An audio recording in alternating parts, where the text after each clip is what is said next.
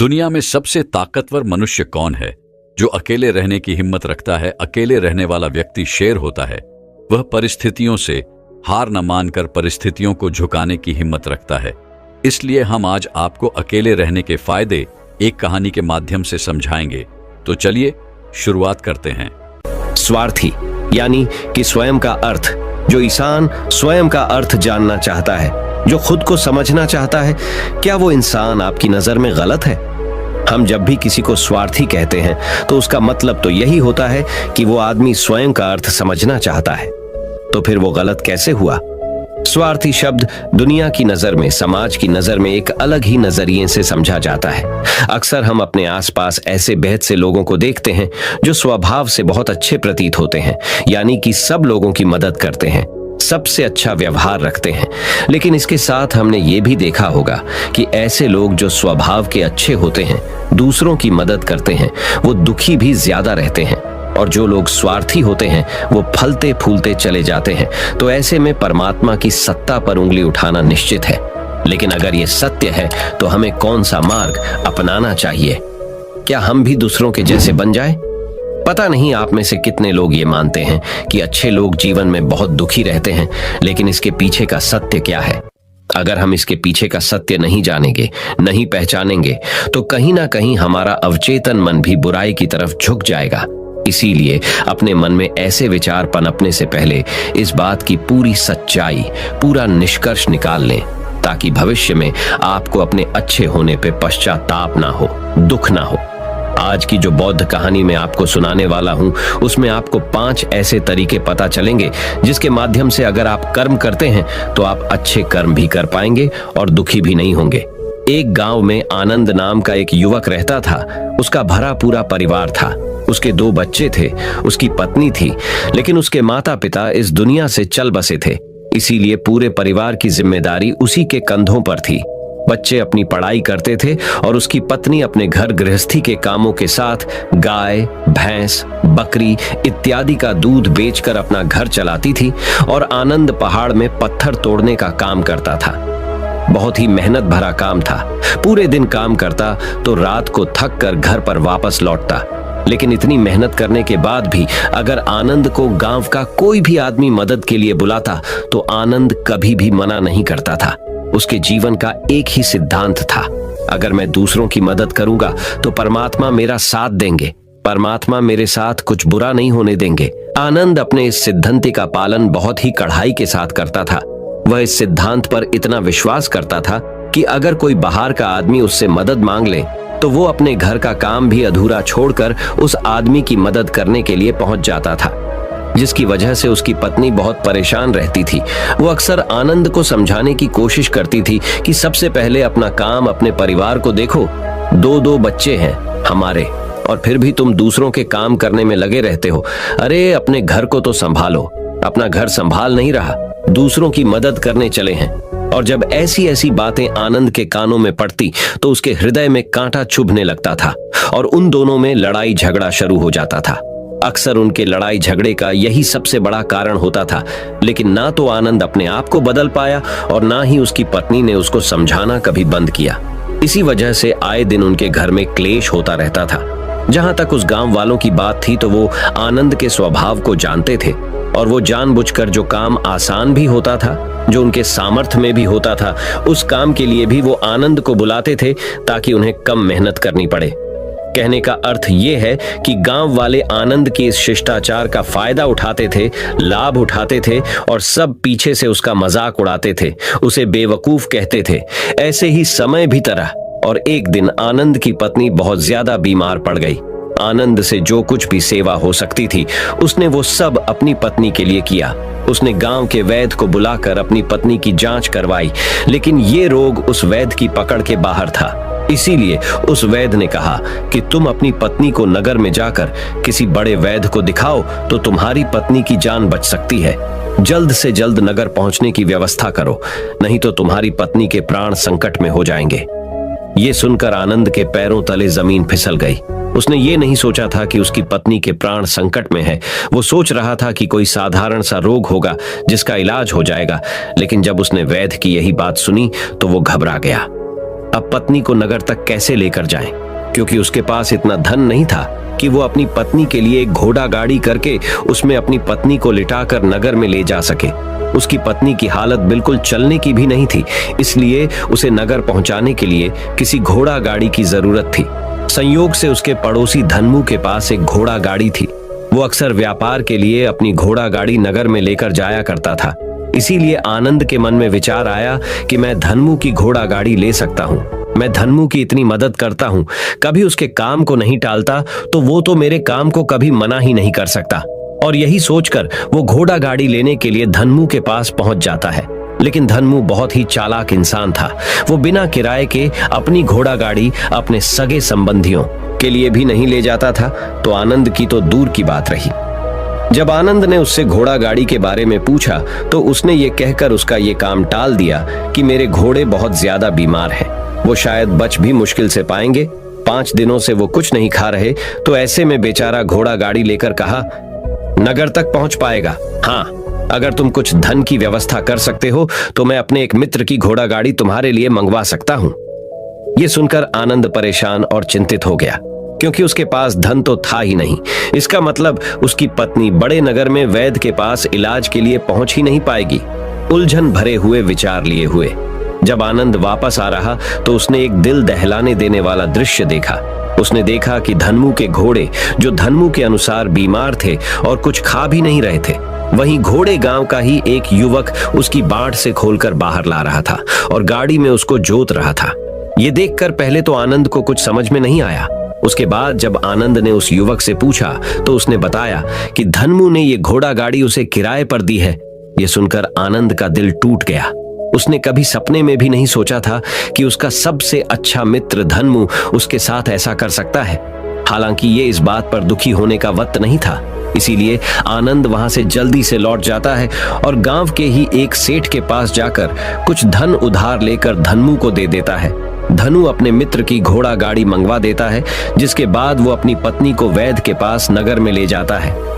जब उसकी पत्नी का इलाज चल रहा था तो आनंद यही सोच रहा था कि एक वो दिन था जब धन्मू की बेटी बीमार हो गई थी और धन्मू यहाँ पर नहीं था, तो मैं पूरी रात वैद्य जी के पास उसके लिए बैठा रहा था।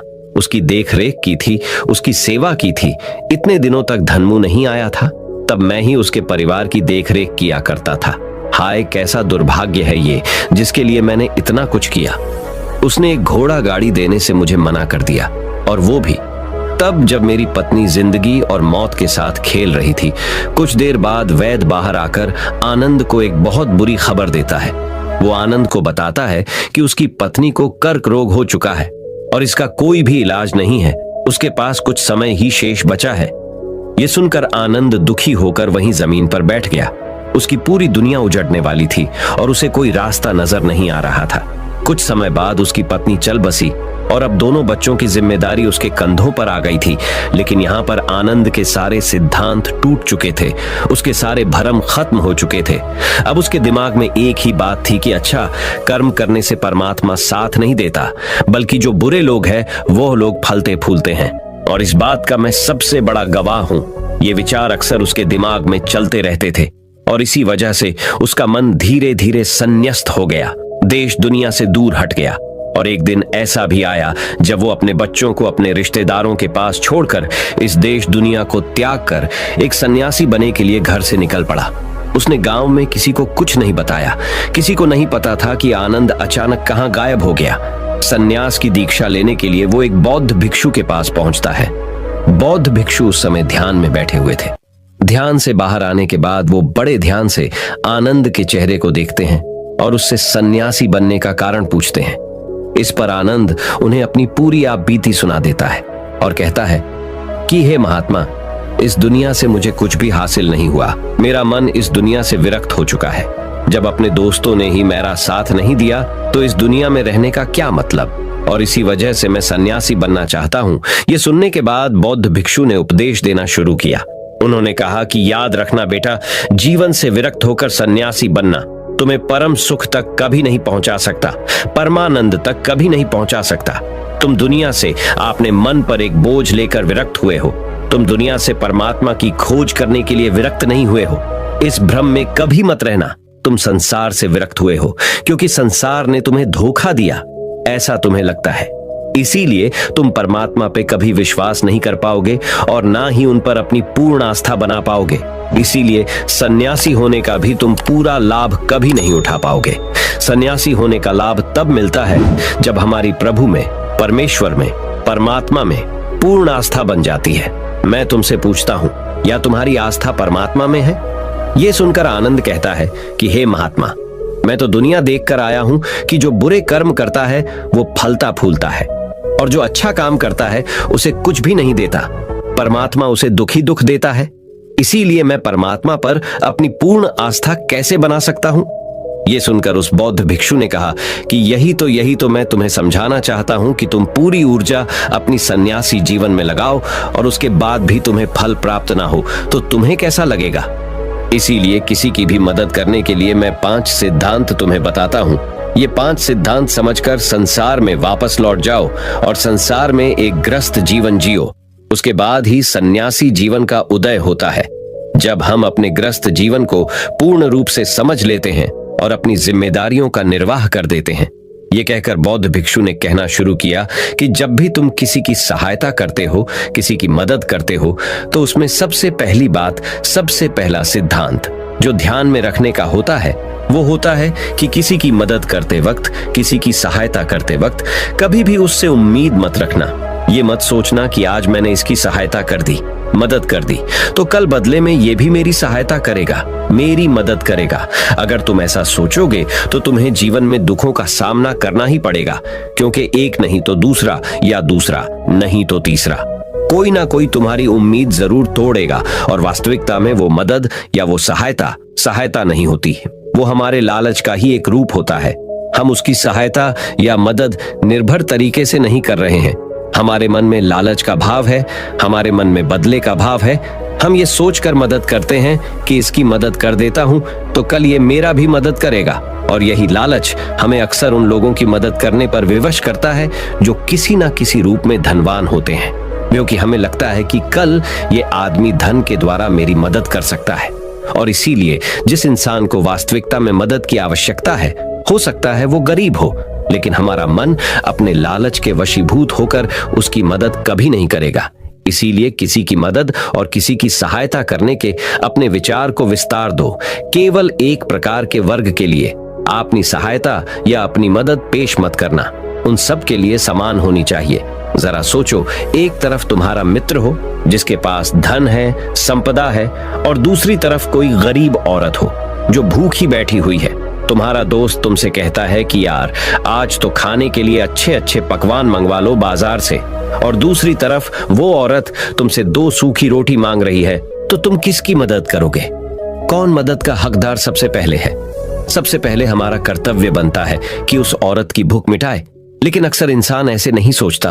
वो अपने दोस्त को तो खिला देगा, उसको तो बाजार से बहुत महंगी वस्तु मंगा के दे देगा, लेकिन किसी गरीब को उसकी भूख मिटाने के लिए पैसा या धन नहीं देगा। दूसरी बात जो ख्याल में रखने की है वो ये कि सहायता करते वक्त हमारा लालच कभी भी उसके साथ नहीं जुड़ना चाहिए। अक्सर हम जब किसी की मदद करते हैं तो हमारा लालच और हमारा स्वार्थ उसके साथ जुड़ा होता है, और हम अपनी भविष्य की योजना तैयार करके उस आदमी की मदद करते हैं। हम ये सोचते हैं कि अगर मैं इसका ये काम करेगा तो भविष्य में ये आदमी मेरा वो काम पूरा कर देगा, और वो सहायता, वो मदद बिल्कुल भी परमात्मा के द्वार को नहीं खटखटाती, क्योंकि वो लालच है। आप अपने आप को धोखा देने के लिए अपने लालच को एक सहायता, एक मदद का रूप दे रहे हैं। तीसरी बात जो ख्याल रखने की है वो ये कि अपने सामर्थ्य के हिसाब से दूसरे की मदद करो। कभी भी एक ग्रस्त आदमी को किसी की इतनी सहायता नहीं करनी चाहिए जिससे कि उसका परिवार और उसके बच्चे कष्ट में जीवन बिताएं। सबसे पहला फर्ज हमारा होता है अपने परिवार को सुखी रखना, उनकी जरूरतें पूरी करना, और उसके बाद दूसरों की मदद करना आता है। लेकिन कुछ लोग दूसरों की मदद पहले करते हैं और अपने परिवार को मदद कम देते हैं, जिससे कि परिवार में लड़ाई झगड़े आए दिन पनपते रहते हैं, और ये सब हम समाज में देखते रहते हैं अपने आसपास। अगली बात जो ख्याल में रखने की होती है वो ये कि अपना कर्म, अपनी जिम्मेदारियां पहले निभानी होती है। हम अपना कर्म, अपना काम छोड़कर पहले दूसरों की मदद करने के लिए चले जाते हैं। और जब दूसरा बदले में हमारी मदद नहीं करता तो हमारा दिल दुखी हो जाता है। हम सोचते हैं कि मैंने तो अपना काम छोड़कर उस आदमी की मदद की थी और वो आदमी मेरी मदद ही नहीं कर रहा है। इसीलिए अपना कर्म सर्वोपरि, अपना कर्म सबसे ऊपर, क्योंकि वही काम करने के लिए इस दुनिया में हमारा जन्म हुआ है। और सबसे आखिर में जो बात समझने की है वो ये कि परमात्मा की मर्जी से ही सब कुछ होता है। हमारा कर्तव्य है अपने कर्म को करते जाना। करनी धरनी तो ऊपर वाले के हाथ में है। इसीलिए जो कुछ भी होता है सब ऊपर वाले पे छोड़ दो। अगर तुम्हें कोई धोखा भी देता है तो ये समझ के चलो कि वो सब ऊपर वाले की करनी होती है। आप ये मान के चलो कि मैं करता नहीं हूं, मैं तो एक माध्यम हूं, करवाने वाला तो वो है, उसके सामने किसकी मर्जी चली।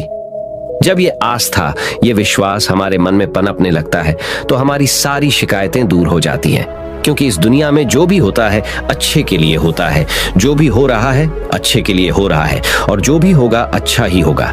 चाहे हमारी बुद्धि आज वर्तमान में इस सिद्धांत को ना समझ पाए, लेकिन जीवन में कभी ना कभी किसी ना किसी मोड़ पर आपको जरूर ये एहसास होगा कि जो हुआ था वो अच्छे के लिए ही हुआ था।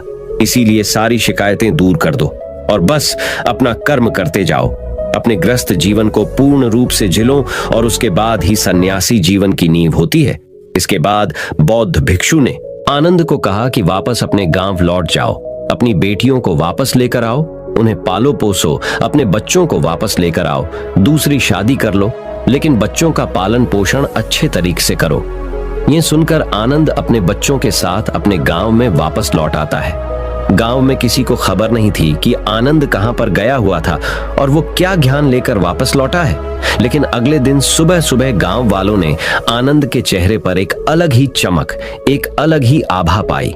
तो इस कहानी से हमें यह सीख मिलती है कि दूसरों के पीछे भागने से अच्छा है अकेले रहकर अपने आप को सुधारो और अपनों का काम बड़े ही खुशी से करो और शांत रहकर अपने आप की दिमाग की मनस्थिति को सुधारो। तो अब हम आपको बताएंगे कि शांत रहने के क्या क्या फायदे हैं। तो चलिए शुरुआत करते हैं। हर तरफ शोर शराबे और भाग दौड़ के बीच खामोशी की अपनी अलग ही खासियत है। आपने कई कविताओं में भी पढ़ा होगा कि मौन रहकर एक दूसरे की बात को समझना सबसे सुंदर संवाद है। लेकिन क्या आप ये जानते हैं कि चुप रहने के अपने शारीरिक और मानसिक फायदे भी हैं? विशेषज्ञ मानते हैं कि मौन यानी शांत रहने से व्यक्ति अधिक दिमागदार और उत्पादक बनने की ओर अग्रसर होता है। इससे उसके मानसिक और शारीरिक स्वास्थ्य दोनों में सुधार हो सकता है। मौन धारण करने का महत्व आज हम जिस युग में जी रहे हैं उसमें टेक्नोलॉजी एक महत्वपूर्ण भूमिका निभाती है। जहां लोग एकांत की खोज में लगे रहते, वो खुद को इन्हीं टेक्नोलॉजी को कहीं गुम कर देते हैं। लेकिन मौन को मन में बैठाने की दिशा में पहला कदम यह है कि आप अपने मानसिक स्वास्थ्य को अन्य सभी पहलुओं से बढ़कर समझें और फिर उन तकनीकों को शामिल करने का सचेत प्रयास करें जो आपको मौन रहने की आत्मीय उदारता और शक्ति का अनुभव करने की अनुमति दे। गाड़ियों के बेतहाशे हॉर्न से लेकर आसपास बजने वाले म्यूजिक, ऑन डिमांड शो और लोगों की छटर-पटर से लेकर आपकी बिल्डिंग के ऊपर से उड़ते हुए हवाई जहाज की आवाज तक, हर तरफ एक घना शोर है जिसमें दूसरों की तो क्या, कभी कभी खुद की भी आवाज नहीं सुन पाते। आपके अंतर्मन की आवाज, जिसे सुनने से आपके जीवन की आधी परेशानी का समाधान मिल सकता है। वैज्ञानिक प्रमाणों के अनुसार यह हमारे स्वास्थ्य के लिए बहुत अच्छी बात है कि लेकिन शांत रहना ब्लड प्रेशर कम कर सकता है, एकाग्रता और ध्यान में सुधार ला सकता है, परेशान करने वाले विचारों को शांत कर सकता है, मस्तिष्क के विकास को बढ़ावा दे सकता है, कोर्टिसोल को कम कर सकता है, अंदर की रचनात्मकता को बढ़ावा मिलता है, अच्छी नींद को बढ़ावा मिलता है, दिमागी रूप से स्वस्थ महसूस कर सकते हैं। हालांकि यहाँ मौन रहने का मतलब परेशानी में भी चुप्पी साधे रहने से नहीं है, बल्कि अनावश्यक किसी भी शोर से दूर रहने और ध्वनि प्रदूषण से बचना है। मौन रहते हुए धीरे धीरे गहरी सांस लेने से और भी फायदे मिल सकते हैं। चुप रहना है अनेक समस्याओं का हल। तनाव घटाने और एकाग्रता बढ़ाने के लिए हम आपको अब 9 फायदे बनाएंगे। मेडिटेशन और ध्यान लगाना खुद को शांत करने और तनाव घटाने का एक बेहतरीन तरीका है। आपने ध्यान दिया होगा कि हर धर्म और संस्कृति में शांत और मौन रहने को महत्व दिया गया है। चाहे आप इसे धार्मिक नाम दें या जीने का एक तरीका माने, लेकिन दिन भर में कुछ समय तक शांत रहना आपके स्वास्थ्य के लिए बहुत फायदेमंद साबित होता है। कई साइकोलॉजिस्ट भी कॉन्फिडेंस बढ़ाने, कंसंट्रेशन बढ़ाने, मन की शांति और पॉजिटिव थिंकिंग के लिए कुछ मिनट मौन धारण करने की सलाह देते हैं। जब हम कुछ समय मौन या चुप रहते हैं तो हमें खुद से बात करने का मौका मिलता है। हम चिंतन मनन करते हैं, जिससे हमारा मन शांत होता है, दिमाग रिलैक्स रहता है और हमारा दिमाग नई ऊर्जा और विचारों से भरता है। चलिए आपको बताते हैं चुप या मौन रहने के 9 फायदे। पहला फायदा, दिमाग बेहतर काम करता है। एक रिसर्च के मुताबिक अगर हम दिन भर में कुछ मिनट शांत रहते हैं तो हमारा दिमाग रिचार्ज होता है और बेहतर काम करता है। इसके लिए दिन भर में सिर्फ 3 मिनट चुप रहने से शुरुआत करें। ऐसा करने से आप देखेंगे कि आपका दिमाग ठंडा तो रहता ही है, आपके व्यक्तिगत रिश्तों में भी सुधार होता है। दूसरा फायदा, तनाव वाले हार्मोन नियंत्रित होते हैं। आज के दौर में हर तरफ शोर ही शोर है। इसकी वजह से दिमाग में तनाव पैदा होना लाजमी है। ऐसे में अगर आप हर रोज कुछ देर मौन रहने की प्रैक्टिस करते हैं तो इससे आपके तनाव पैदा करने वाले हार्मोन के लेवल में कमी आती है। इससे आपका दिमाग शांत होता है, गुस्सा नियंत्रित रहता है और तनाव बढ़ाने वाले हार्मोन्स का लेवल घटता है। तीसरा फायदा, ब्रेन सेल्स बनती है। अक्सर तनाव, स्ट्रेस, एंजाइटी और लगातार बोलते रहने और शोर शराबे के चलते हमारे दिमाग की कोशिकाएं मरने लगती हैं। ऐसे में कुछ देर मौन रहने से हमारे दिमाग की सेल्स दोबारा बनती है और उनका पुनः निर्माण हमारे दिमाग की शक्ति बढ़ाता है। इससे हमारी एकाग्रता बढ़ती है और दिमाग तेज होता है। चौथा फायदा, क्रिएटिविटी बढ़ती है। जब हम दिन भर की उलझनों में उलझे रहते हैं, इस वजह से हम शांत होकर सोचने समझने की क्षमता खोने लगते हैं। इस वजह से हमारी क्रिएटिविटी खत्म होने लगती है। जब हम कुछ देर मौन रहते हैं तो हमारे दिमाग की नई नई क्रिएटिविटी उभर कर सामने आती है। हम में सोचने समझने और सुनने की क्षमता बढ़ती है और हम कुछ नया कर पाते हैं। पांचवा फायदा, परिस्थितियों का सामना बेहतर ढंग से करते हैं।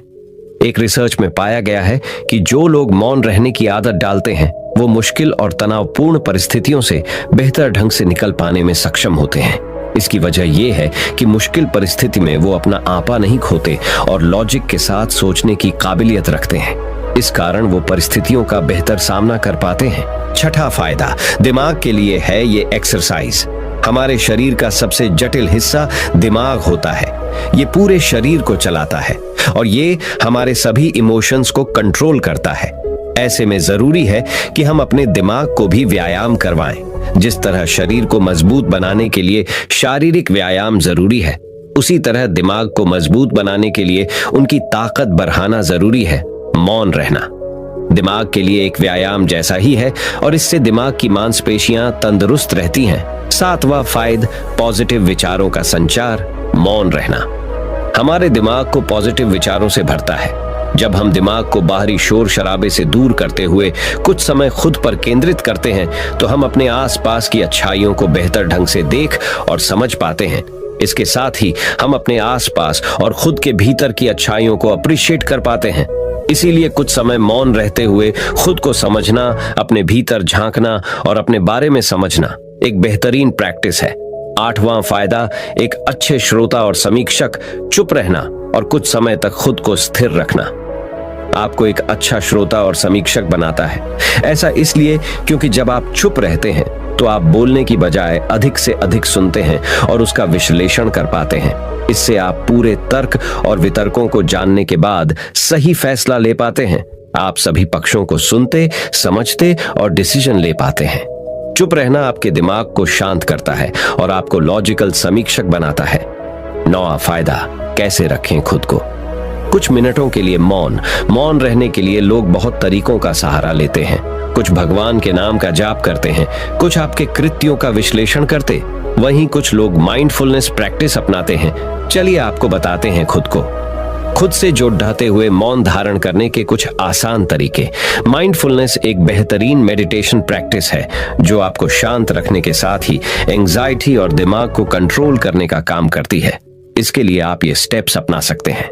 पहला स्टेप, सबसे पहले आराम की अवस्था में बैठ जाएं और अपनी आंखों को रिलैक्स करते हुए मूंद लें। दूसरा स्टेप, अब अपनी सांसों पर पूरा ध्यान केंद्रित करें। अपनी सांस के उठने और गिरने की गति पर ध्यान दें और अपना दिमाग बाहरी शोर से दूर सिर्फ और सिर्फ अपनी सांसों पर केंद्रित करें। तीसरा स्टेप, अपनी सांसों पर ध्यान देना आपके पूरे शरीर को शांत करता है, दिमाग में रक्त संचार बढ़ाता है और तनाव दूर करने में मददगार होता है। चौथा स्टेप, खुद को शांत करते हुए अपने पूरे शरीर को अंदर ही अंदर स्कैन करना भी फायदेमंद साबित होता है। इससे आपको अपने शरीर के बारे में बेहतर समझ में आता है। इससे आपके दिमाग और शरीर के बीच में बेहतर संबंध स्थापित होता है। हम उम्मीद करते हैं कि ये जानकारी आपके काम आएगी। कुछ इस प्रकार होती है। सुरेश का एकांत, सफलता की यात्रा। सुरेश भारत के एक छोटे से गांव का युवक था। वह महत्वाकांक्षी और प्रेरित था। हमेशा खुद को बेहतर बनाने और अपने लक्ष्यों तक पहुंचने के तरीके खोजता था। छोटी उम्र से ही सुरेश अपने साथियों से अलग थे। जहां वे दोस्तों और परिवार का साथ चाहते थे, वहीं सुरेश को एकांत पसंद था। उसे दुनिया के शोर शराबे और विकर्षणों से दूर अकेले रहने में सांत्वना मिलती थी। उनके परिवार और दोस्तों ने उनके अकेलेपन की जरूरत को नहीं समझा। उन्होंने सोचा कि वह खुद को अलग थलग कर रहा है, जीवन की खुशियों से वंचित हो रहा है। लेकिन सुरेश जानता था कि अकेले रहना कोई कमजोरी नहीं है, यह उसकी ताकत थी। एकांत में उन्हें विचार, फोकस और दृढ़ संकल्प की स्पष्टता मिली।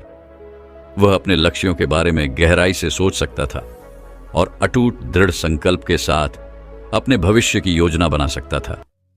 जैसे जैसे सुरेश बड़े होते गए, एकांत के प्रति उनका समर्पण और भी गहरा होता गया। उन्होंने कई घंटे अकेले बिताए, किताबें पढ़ी, नए कौशल सीखे और अपनी प्रतिभा को निखारा। जबकि अन्य लोग अपना समय मेलजोल में बिताते थे, सुरेश अपने सपनों की दिशा में काम करने में व्यस्त था। वह जानता था कि सफलता के लिए बलिदान की आवश्यकता होती है और वह दीर्घकालिक लाभ के लिए अस्थायी सुखों को छोड़ने को तैयार था। साल बीतते गए और सुरेश की मेहनत रंग लाने लगी। उन्होंने अपनी पढ़ाई में उत्कृष्टता हासिल की, उच्च शिक्षा प्राप्त की और अंततः एक बहुराष्ट्रीय कंपनी में प्रतिष्ठित नौकरी प्राप्त की। उनके सहयोगियों ने उनकी कार्यनीति, फोकस और दृढ़ संकल्प की प्रशंसा की। सुरेश कई लोगों के लिए एक आदर्श बन गए। उन्होंने उन्हें एकांत और आत्म अनुशासन की शक्ति दिखाई। हालांकि सुरेश के लिए सफलता आसान नहीं थी। संदेह, अकेलेपन और कठिनाई के क्षण थे। लेकिन उन क्षणों में सुरेश ने ताकत के लिए अपने एकांत की ओर रुख किया। उन्होंने खुद को अपने उद्देश्य, अपने लक्ष्यों और उस यात्रा की याद दिलाई जो उन्होंने शुरू की थी। उनका एकांत उनका अभयारण्य, आश्रय और पुनर्जीवन का स्थान बन गया। जैसे जैसे सुरेश कॉर्पोरेट सीढ़ी चढ़ते गए, उन्हें नई चुनौतियों और बाधाओं का सामना करना पड़ा। प्रतिस्पर्धा कड़ी थी और अच्छा प्रदर्शन करने का दबाव बहुत ज्यादा था। लेकिन सुरेश कभी डगमगाया नहीं। वह अपने आसपास की विकर्षणों और प्रलोभनों से विचलित हुए बिना अपने पथ के प्रति प्रतिबद्ध रहे। उनके अकेलेपन ने उन्हें नकारात्मकता और संदेह से बचाया, जिससे उन्हें उस चीज पर ध्यान केंद्रित करने की अनुमति मिली जो वास्तव में मायने रखती थी। एक दिन जब सुरेश अपने कार्यालय में अकेले बैठे थे, अपनी यात्रा के बारे में सोचते हुए उन्हें एकांत के वास्तविक लाभों का एहसास हुआ। अकेले रहने ने उन्हें आत्मनिर्भरता, स्वतंत्रता और लचीलापन सिखाया था। इसने उसे बढ़ने, विकसित होने और वह व्यक्ति बनने का अवसर दिया जो वह बनना चाहता था। सुरेश समझ गया कि एकांत कोई अभिशाप नहीं है, यह भेष में एक आशीर्वाद था। सुरेश की कहानी का सार स्पष्ट है। कभी कभी सफलता की राह पर अकेले चलना पड़ता है। अकेलापन कमजोरी की निशानी नहीं है, यह ताकत का प्रतीक है। एकांत को अपनाकर कोई भी अपनी वास्तविक क्षमता की खोज कर सकता है, छिपी हुई प्रतिभाओं को उजागर कर सकता है और कल्पना से परे महानता हासिल कर सकता है। सुरेश की यात्रा एकांत की शक्ति और किसी के जीवन पर पड़ने वाले परिवर्तनकारी प्रभाव का प्रमाण है। तो अगली बार जब आप खुद को अकेला पाएं तो सुरेश की कहानी याद करें, अपने एकांत को अपनाएं, शांत चिंतन के क्षणों को संजोएं और उनका उपयोग खुद को सफलता की ओर ले जाने के लिए करें। सुरेश की तरह आप भी अपने अकेलेपन को शक्ति और प्रेरणा के स्रोत में बदल सकते हैं, जो आपको उन ऊंचाइयों तक ले जाएगा जिनके बारे में आपने कभी सोचा भी नहीं होगा। दोस्तों, मैं उम्मीद करता हूं कि यह कहानी सुनने से आपके जीवन में अच्छे बदलाव आए होंगे। आपको इस वीडियो से क्या सीखने मिला, ये कमेंट करके जरूर बताएं।